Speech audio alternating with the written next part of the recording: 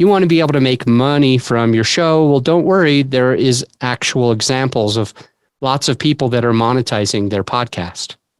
It actually can happen.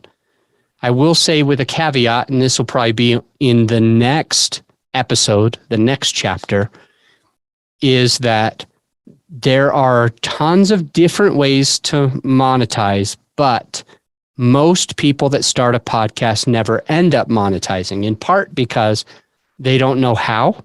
They're afraid to offer. They don't know if they have a big enough audience yet. And so they don't end up monetizing the way that they wanted to.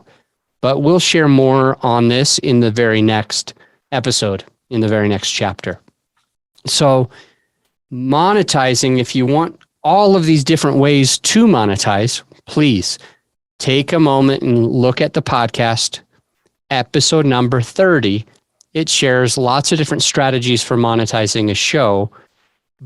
For the purposes of today's episode, what we are trying to share with you is that you absolutely can and should monetize your show. It should be putting money into your pocket, not taking money away from your pocket. The fifth benefit of having a podcast is you can gain instant credibility with people that you're meeting.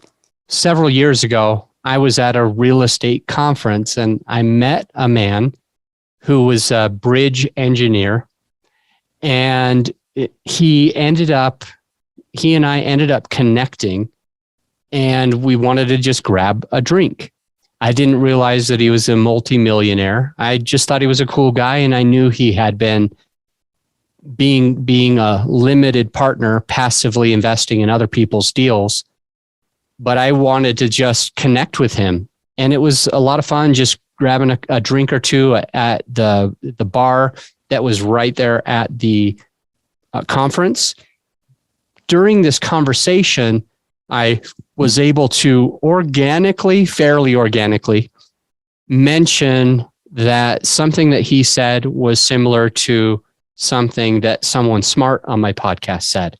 So I basically told Siva, I love that you just said that, and I really appreciate it. One of the big passive investors that came on my podcast shared some insight on that exact same thing, and it sounds like you align really well with him. Siva then said, "Ooh, you've got a podcast? I didn't know you had a podcast." It was kind of exciting for me because I'm like, he took the bait, right? I wanted to casually drop it in that I had a show, and it was something that it sparked some interest, which is really cool. So he ended up asking me what the show was called. I got his phone from him, and I basically subscribed to my podcast for him. And I will be honest, I quickly gave a 5-star rating as well. While I grabbed that cell phone, I gave myself a 5-star rating. Not a whole written review, but I subscribed, clicked the 5-star, and I handed him his phone. The point is not that I cheated the system by giving the 5-star rating, but that a few months later, Siva called me and mentioned to me that he had listened to, I believe he said 30 or 60 of my episodes. It was a huge number. It was either 30 or 60, and that he wanted to partner with me. He wanted to work with me.